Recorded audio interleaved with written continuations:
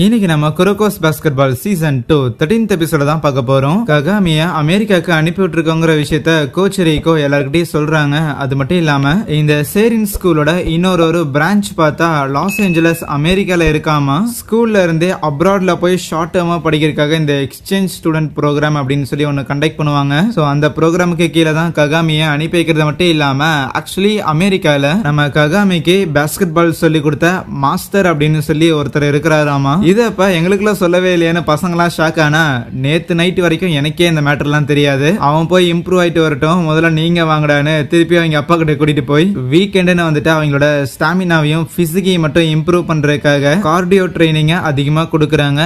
Week டேஸ்ல அவங்களோட individual ஸ்கில்ஸை improve பண்றதுக்கான ட்ரைனிங் போகும். வின்டர் கப் டோர்னமெண்ட் ஆரம்பிக்கிறதுக்கு இன்னும் ஒரு மாசம் தான் இருக்கு. அதுக்குள்ள அவங்களால அவங்களோட ஸ்பெஷல் ஸ்கில்ஸ் எல்லாத்தையும் மாஸ்டர் பண்ண முடியுமா என்னங்கிற ஒரு கேள்வி ரீகோக்கு இருக்கு. ஃபர்ஸ்ட் இயர்ஸ் டவுட் தான் இருந்தாலும் செகண்ட் இயர் பசங்க கண்டிப்பா பயங்கரமா இம்ப்ரூவ் ஆயிருவானுங்க. ஏன்னா ஆல்ரெடி அவங்க எல்லாருமே டேலண்டடா இருக்கிற காரணத்தால அவங்களுக்கு எது வரும் வராதுன்னு அவங்களுக்கே ரொம்ப நல்லா தெரியும். அதனால அவங்களே பாத்துக்கவங்கன்னு சொல்ல அப்படின்னா குரோகோன்னு ரீகோ கேட்கும் போது என்னத்த சொல்றது, இது வரைக்கும் என்னோட இவ்வளவு வருஷம் பாஸ்கெட் பால் கரியர்ல நான் குரோகோ மாதிரியான ஒரு பிளேயரை பார்த்ததே இல்ல. அவன் ரொம்ப வித்தியாசமா ஒரு தினுசா இருக்கிறான். அவனுக்கு நான் என்ன சொல்லி கொடுக்கறேன்னு எனக்கு தெரியல.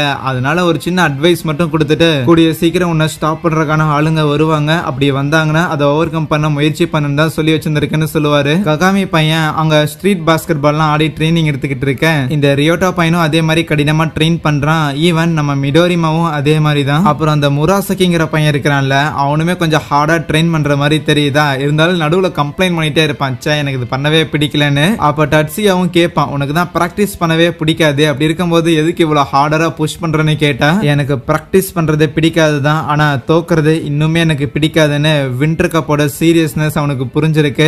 இறுதியா ஜெனரேஷன்ஸ் ஆஃப் மிராக்கிளோட பழைய கேப்டன் அந்த அக்காஷிங்கிறவனும் பயங்கரமா ட்ரைனிங் எடுத்திருப்பானா. அவன் ட்ரெயின் பண்றத பார்த்தா கூட இருந்த பசங்கலாம், ஆமா அவன் ஏற்கனவே ஒரு பயங்கரமான ஜீனியஸ், அப்படி இருக்கும்போது எதுக்கு தினைக்கும் இந்த அளவுக்கு தன்னைத்தானே ஹார்டா புஷ் பண்ணிக்கிறான் அப்படின்னு கேட்கும் போது அப்ப கூட இருக்கிற ஒருத்தன் தினமும் தன்னைத்தானே ஹார்டா புஷ் பண்ணிக்கிறதுக்கு அக்காஷி ஒன்னும் அவன் ஜெயிக்கணும் அப்படின்னு வெறியோட இருக்கிறான்னு கிடையாது. இன்னும் சொல்ல போனா ஜெயிக்கிறதுங்கிறது அக்காஷியை பொறுத்த வரைக்கும் மூச்சு விடுற மாதிரி, அதாவது எந்த காரணம் கொண்டு மூச்சு விடாம இருக்க முடியாது. அது எப்படி உயிர் வாழ்றதுக்கு ரொம்ப முக்கியமான ஒரு செயல், ஒரு பாடிலி ஃபங்க்ஷனோ அதே மாதிரி தான் மேட்ச்ல ஜெயிக்கிறதுமே. இந்த மேட்ச்ல ஜெயிக்கணும் அப்படிலாம் எதுவும் கிடையாது, ஜெயிக்கணும் அவ்வளவுதான் எல்லாத்துலயும். தொடர்ந்து இவங்க எல்லாரும் ட்ரைனிங் எடுத்துக்கிட்டு இருந்தா ஒரே ஒரு பையன் மட்டும் ட்ரைனிங்கே எடுக்காம, நீங்க எல்லாரும் ட்ரைனிங் எடுத்து என்னோட லெவலுக்கு வருவீங்களாமா, அது வரைக்கும் நான் அமைதியா இருக்கிறேன்னு நம்ம அவமனே இருப்பான். அப்படியே சீன் கட் பண்ணா வின்டர் கப்புக்கான நாள் வந்துருச்சு.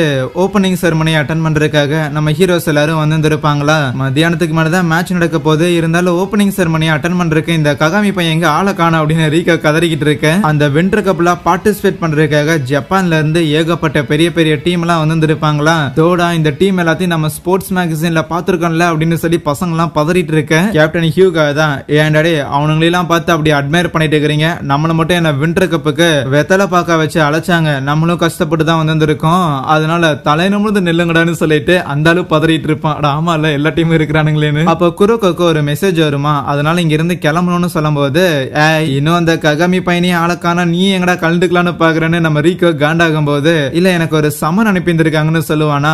யாருன்னா நம்ம அக்காஷியா இருக்குமாமா. ஓகே என்னோட பழைய கேப்டன் கூப்பிட்டு இருந்திருக்கானா, ஏதோ சீரியஸா தான் இருக்கும்னு சொல்லி குரோகோவை அனுப்பி விட்டுட்டு கூடவே இன்னொரு ஃபர்ஸ்ட் இயர் பையனை ஏதோ பாதுகாப்புக்கு அனுப்பி விடுறாங்க. குரோகோ மட்டும் கிடையாது, ஆல்ரெடி மத்த அந்த ஜெனரேஷன்ஸ் ஆஃப் மிராக்கிள சேர்ந்த ஆளுங்க இருக்கிறானுங்களே, அவனுங்க எல்லாரும் அந்த இடத்துல காத்திருப்பானுங்க அக்காஷி கூப்பிட்ட காரணத்துக்காக. அவங்க எல்லாரையும் ஒரே இடத்துல பார்த்த உடனே அந்த ஜூனியர் பையனுக்கு பயங்கரமா பதறிக்கிட்டு இருக்கும். இருந்தாலும் மத்தவங்க எல்லாம் சும்மா தெரிஞ்சவங்க மாதிரி தான் ஜாலியா அவனுங்க பாட்டுக்கு பேசிக்கிட்டு இருப்பானுங்களா. நம்ம எல்லாரையும் வேகமா இங்க வர சொல்லிட்டு தோர மட்டும் கடைசியில தான் வருவாராமா அப்படின்னு அக்காஷிய பசங்க எல்லாம் கலாய்ச்சிக்கிட்டு இருக்க.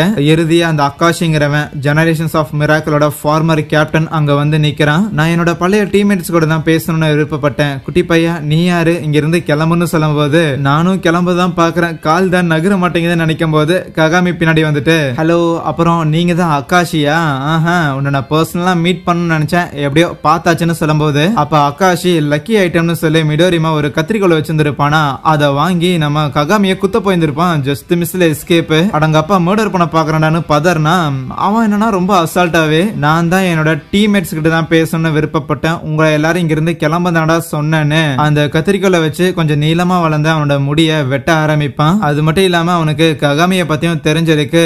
இருந்தாலும் அவன் கொஞ்சம் கூட அங்க அசர்ற மாதிரியே இல்ல. நான் எப்பவும் யாருக்கும் கருணை காட்டாத ஒருத்தன். இதுக்கு முன்னாடி நான் எதுலயும் தோத்ததும் கிடையாது, இனிமேலும் அது நடக்க போறதும் கிடையாது. சரி, உங்களை எல்லாம் பார்த்து ஒரு வணக்கத்தை போடலான்னு தான் வந்தேன். வர்ட்டா மாமி அப்படின்னு அங்க இருந்து கிளம்ப பார்த்தா இந்த கூந்தலுக்கு தான் கூப்பிட்டு அவமனே கடுப்பாகும் போது அக்காஷியும் அது அப்படி சொல்லிட முடியாது. ஆக்சுவலி உங்க எல்லாரையும் நான் ஒரு சின்ன விஷயத்த கன்ஃபார்ம் பண்றதுக்காக தான் கூப்பிட்டேன். ஆனா உங்களோட ஃபேஸ் ரியாக்ஷன்லாம் வச்சு பார்க்கும்போது வார்த்தைகளான இந்த கன்ஃபர்மேஷனை பார்க்கணுங்கிற தேவை இல்லைன்னு புரிஞ்சிருச்சு. ஏன்னா உங்க ஃபேஸ் ரியாக்ஷனை வச்சு நீங்க இன்னும் நம்ம மேக் பண்ண அந்த ப்ராமிஸ மறக்கலன்னு நான் நினைக்கிறேன். அடுத்த தடவை கோர்ட்ல சந்திப்போம் என்னன்ட்டு அங்கிருந்து போவான். அப்புறம் ககாமி லாக்கர் ரூம்ல உட்காந்துருக்க குரோக்கோ தான் வந்துட்டு மேட்சுக்கு டைம் ஆச்சுடா கிளம்பலான்னு சொன்னான். நம்ம ககாமியோட மைண்ட்ல ஃபுல்லாமே அந்த அக்காஷி தான் ஓடிட்டு இருக்கிறான். அவன் எப்படிப்பட்ட ஒருத்தனா இருப்பான் அப்படின்னு ஒரு பெரிய கேள்வி இருக்கும். இருந்தாலும் இப்ப அதையெல்லாம் தாண்டி டோவோக்கும் நம்ம ஹீரோக்கும் மேட்ச் ஸ்டேடியமுக்கு வராங்களா, அவ்வளோ ஆடியன்ஸ் இருக்கு. அதுல பாதி பேருக்கு மேல நம்ம சேரினுக்குலாம் சப்போர்ட் பண்ணுவாங்களா, அதோட நமக்கு சப்போர்ட் பண்றாங்களான்னு பசங்களுக்கு புல்லரிச்சு போயிடும். அதுக்கு கியோசி சீனியர் அவ்வளோ எக்ஸைட் ஆகாதீங்க, இங்க இருக்கிற ஆடியன்ஸ்ல முக்காவாசி பேர் வந்தது வேற ஒரு டீமை பாக்குறதுக்காகன்னு சொல்லும் போது டோவோட பசங்களும் என்ட்ரி ஆகுறாங்க. வந்த உடனே நம்ம ஹீரோஸ்க்கு வந்த கரகோஷத்தோட அங்க அதிகமா இருக்கும். பிளேயர்ஸ் எல்லாரும் லைன் அப்ல வந்து நிக்க ககாமிய பார்த்த உடனே அவமனே தோடா இம்ப்ரூவ் ஆயிருக்கு போலே அப்படின்னு சொல்லி சிரிக்கும் போது அந்த வக்காமட்சுக்கு ஆச்சரியமா இருக்கும். என்னடா இது, இந்த அவமனே நல்ல விதமால சிரிக்க மாட்டானேன்னு பாத்துக்கிட்டு இருக்க. குரோக்கும் வந்துட்டு கண்டிப்பா இந்த தடவை நாங்க தோக்க மாட்டோம்னு சொல்ல அப்புறம் அங்க கேமும் ஆரம்பிக்குது. கரெக்டான டைம்ல நம்ம கோச் ரீக்கோட அப்பாவுமே மேட்ச் பாக்குறதுக்காக வந்துருப்பாரா. அப்படியே வந்து சீட்ல உட்காந்துட்டு யார் யார் இருக்கிறாங்கன்னு செக் பண்ணிக்கிட்டு இருக்க. அப்ப அவமனோட கோச்சை பார்த்தோன்னே தோடா இவன் தான் டோவோ அகாடமிக்கு கோச் பண்ணிட்டு இருக்கிறானா, இப்போ புரியுது அவங்க ஏன் ஸ்ட்ராங்கா இருக்கிறாங்கன்னு. டோவோட கோச் அவருக்கு ஏற்கனவே தெரிஞ்சிருக்கு. அப்ப கத்தாம இருறான்னு பக்கத்துல ஒரு வாய்ஸ், அது நம்ம ஷுட்டோக்கோட கோச்சா இருக்குமா. ஷுட்டோக்கோட கோச்சும் இவருக்கு ஏற்கனவே தெரிஞ்சிருக்கு. நிக் நேம் வச்செல்லாம் கூப்பிட பக்கத்துல வந்திருந்த ஷுட்டோக்கோ பசங்க என்னடா அது நம்ம கோச்ச ஒருத்தன் கலாய்க்கிறான் அப்படிங்கிற மாதிரி பாத்துக்கிட்டு இருப்பாங்க.